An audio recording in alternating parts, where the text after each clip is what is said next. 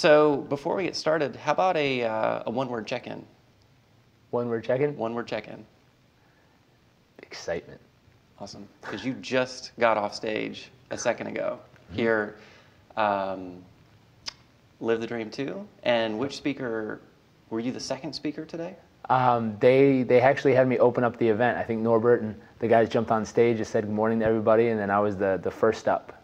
Perfect. Perfect. Awesome. So for those that don't know you, it would be great if you could tell us just a little bit about yourself and how you got started in the industry. Sure. When you say industry, my main profession is the speaking industry and seminar industry. That's where I spend the majority of my time, that and coaching. And what got me into that is I grew up in the environment of personal development seminars and traveling around the world, watching people go through these events. Why I was invited over to a specific network marketing type seminar in this industry was based on the fact that my whole coaching system is based around getting people rapid results. And I've had great success in the past coaching people one-on-one to those results and to those numbers. And obviously it's different with different people depending on if they apply the information, just like any case. But one of my favorites to tell is I took a guy who was transitioning out of a suit sales business where he was like a Brooks Brothers associate, and he was part owner of the company. He sold his part. He had about $100,000 in the bank, which is not that bad. It's a nice nest egg. And he was praying, because he had a family of 4 children and a wife, to make $1,500 a month in network marketing. That was his goal when he started with me. And he wasn't healthy physically. He wasn't, his relationship was okay and all these different areas. So my first real focus with him was helping him balance out his life and get everything on track, just by measuring and tracking and really taking action every day. And then we started focusing on his business. The fun part is we got his business from praying to making $1,500 a month to $15,000 a week in under 6 months. And we had a whole lot of fun working with him. We kept it growing. He made something like $600,000 in the whole 13, 14 months he was with that company. And what's fascinating is it was a very rapid result, a very quick result in working with him. And my favorite part about it was who he became as a person, though. Because the money was great. He spent it on all kinds of crazy stuff, and he had so much fun making all tons of cash. But what's beautiful is his relationship got better. He was spending more time with his family and his kids. He had specific days of the week he spent with each one of his kids to make sure they felt really loved and connected. He got healthier mentally and emotionally and physically. He was stronger than he'd ever been. And it was a beautiful experience working with him, just watching who he became as a man along the way. And that's my favorite part. That's what drives me, is just helping people achieve what they're really capable of and helping them expand their mindset to see what's really possible in their life. So that's something that drives me. How I got into this business, you can track my family records all the way back to grandma and grandpa in Amway and different companies along the way. I remember they had a garage stacked with soap and vitamins and all kinds of stuff. They were a distribution source out in California for when they were doing that business. And you can go through my whole family, and every one of the companies I'm sure will show up somewhere. So it's always been something, because I have a family that's just inspired to go out and take action always, and they're always looking for new ways to reach people and connect with people. Awesome, man. So for the people that couldn't make it here today, I think everyone would like to know a little bit about what you were speaking about on stage, and maybe what some of the really key points were that you were trying to drive home for everyone. Absolutely. Some of the key points I was driving home with people is I just gave everyone a simple formula on step-by-step how to go about achieving the results they really want. And this is in any category of their life, especially this business or anything else. It's simple. I'll go over the steps real quick just so everyone who's listening can capture them. The first one doesn't sound like rocket science, but it's just, you got to know what you want. If you come in, you have to know what are the numbers you're after, how many people do you want to reach, what kind of difference do you want to make. You have to get really specific on what you want. And once you know what you want, the second piece is you got to know why it's an absolute must for you. Why are you 100% committed no matter what to making that happen? Number 3, you have to be willing to go out and take all the action you're humanly capable of, which for most people is a struggle. Most people go out and take a little bit of action, or they take a lot of action and get little results and go, see, I tried everything, when it's never everything, because if it's working, there's something they weren't doing or something they could have done better. So in saying that, you have to take all the action you're capable of. From that point, you have to measure and fine-tune every single day. Every day you have to check in and measure to see where you're at and constantly fine-tune to keep everything on track. Just like in life, if you're driving somewhere and you get a detour, you fine-tune your trip to take a left, take a right, and all of a sudden you're right back on the road. but you got to fine tune and measure consistently. And the last is allow the universe, Mother Nature, divine grace, whatever you want to call it, to handle the rest for you. And that way, as long as you're taking all the action you're capable of, the difference will start to close because the rest will handle itself and bring you together, as long as you're really giving your heart and soul to it. So that was a simple formula. The final is you got to celebrate. So we had some fun in there and got everyone celebrating and really experiencing what it is to celebrate their life again. Because I'll tell you, when the economy's down and people are struggling and all this stuff, people forget to celebrate. They forget to look for what's right with their life and spend time really, truly celebrating it versus focusing on what's wrong and what they don't have and what they're losing and what they're missing. They spend so much time focused on what's wrong with their life that a lot of times they forget what's right with their life. Excellent.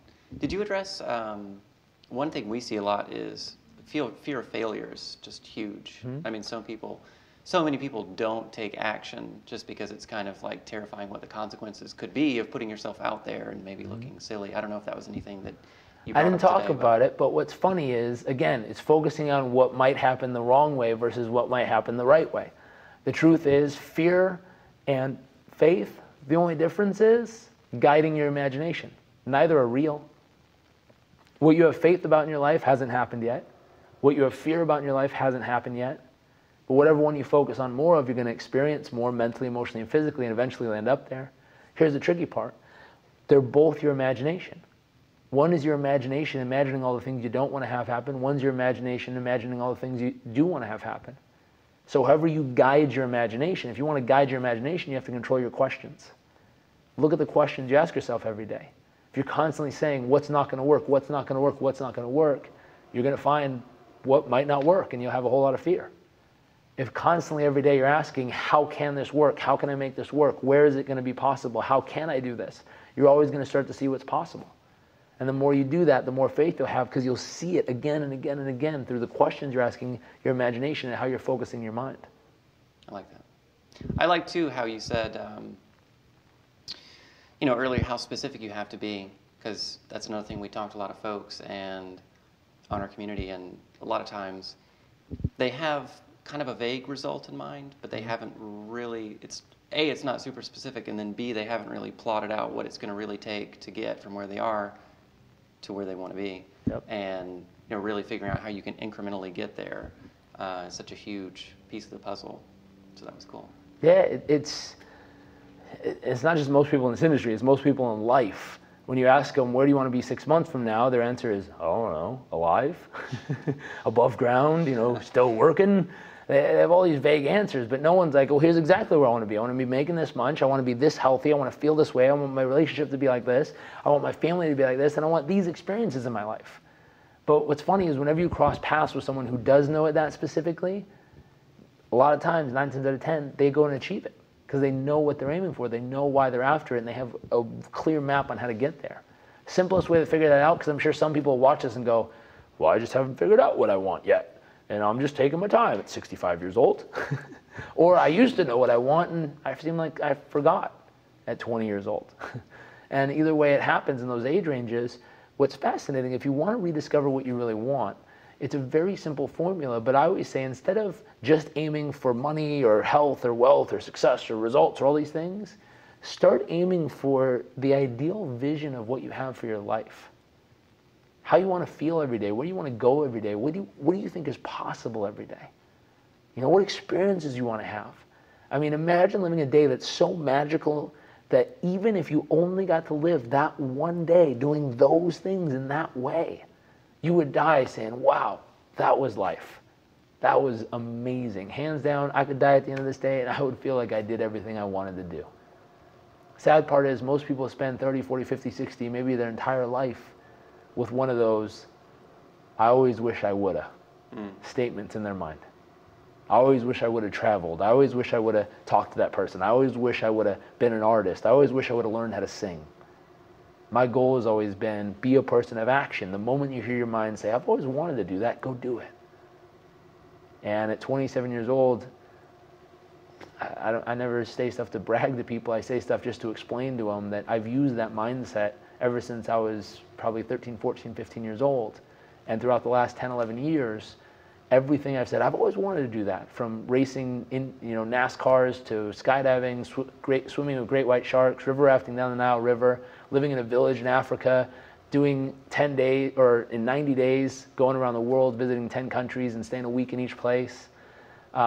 Graduating with BA Psychology, I got a gold medal from Congress, and doing all those things. It's not for me to brag and show people what I can do. Who cares?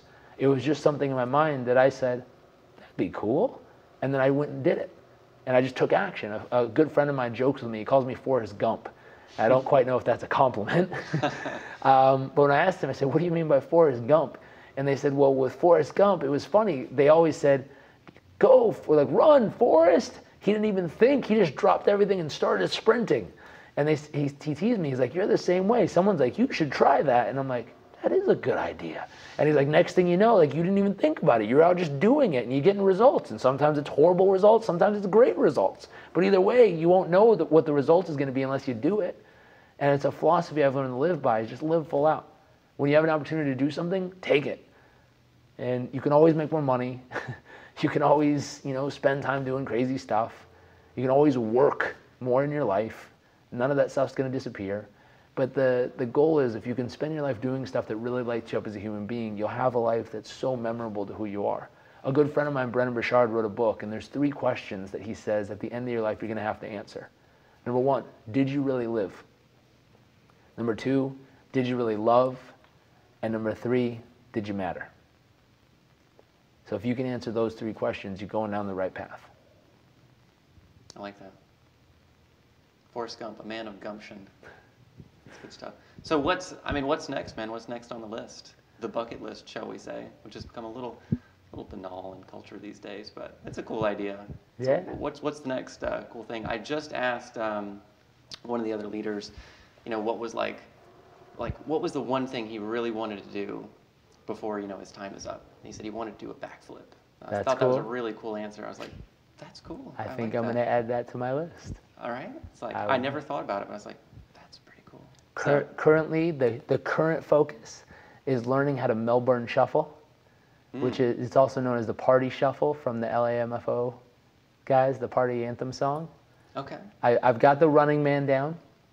The shuffle I'm still working on. It's a 2-step with a spin. Nice. That's the current focus on crazy things on the list to do. Nice. So I have a friend of mine, if she ever watches this video, she'll probably be laughing her tail off right now. Last seminar we were at last weekend, we were actually behind the stage half the seminar trying to party shuffle. Just trying to figure it out. That's what we do back there, in case anyone's curious. Nice. That's currently what I'm working on, just something fun and silly. But as far as on that list, some definite milestones that are up there for me that I'm really excited about are probably simple ones that most people don't view as the most amazing thing in their life, but the people who have children would. Is I really want to have children at some point. I think it would be just an amazing experience. I was hanging out at Universal yesterday watching some little terrors run around and also some beautiful magic moments happen. And just the look on a child's face, I couldn't imagine if it was mine, and how they connect with people. And they see a Harry Potter and they're like, It's like their whole world just changed in that moment. And I think it'd be so much fun to be able to raise one and have a little being that you get to take care of. Yeah, that's cool, man. That's really cool. I was a camp counselor for many years, Christian kids camp.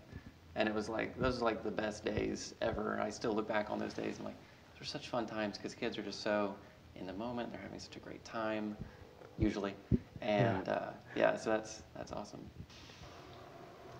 We're closing out 2011 right now. Yep. It's towards the end of the year. Some people have speculated that 2012 might be the end of the world.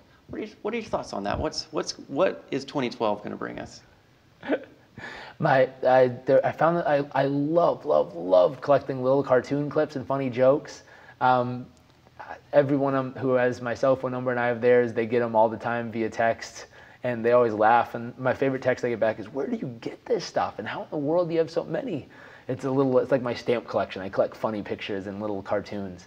And my favorite one is there's one with these 2 Aztec guys, and one guy's holding up the calendar and one guy's standing there scratching his head, and he goes, "Hey boss, I only had room for up to 2012. What do you think I should do?" And the other guy's going, "Man, that's gonna freak some people out one day." That's good. And it's really funny. I take stuff lightheartedly and I laugh a lot, but as far as 2012 being the end or the beginning or the change or the this, life is what you make it. For some people, the end today is walking across the street and getting run over by a car. Sad to say, but that's true.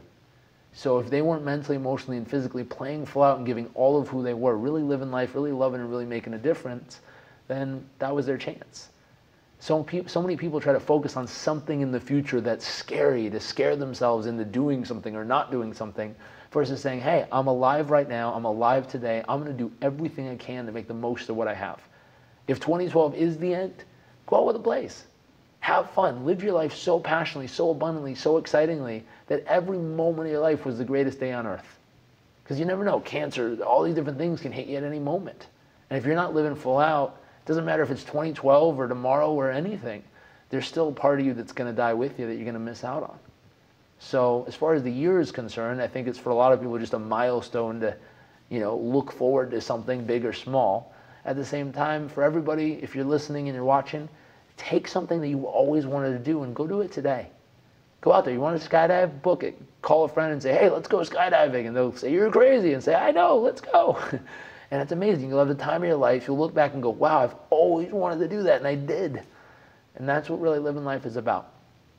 So I think if you make every day as important as the next, it will be amazing. And 2012 will be a date and time. Whether it ends or the beginning, it doesn't matter, but it'll be something where you just experience because you were living every day to the fullest. I like it. Perfect, man. Where's Vicky? Vicky, anything else we want to cover? I don't think so. I mean, it was phenomenal. Cool. Thanks so much, man. Really Thank you, appreciate sir. it. Of course. Thanks for having me.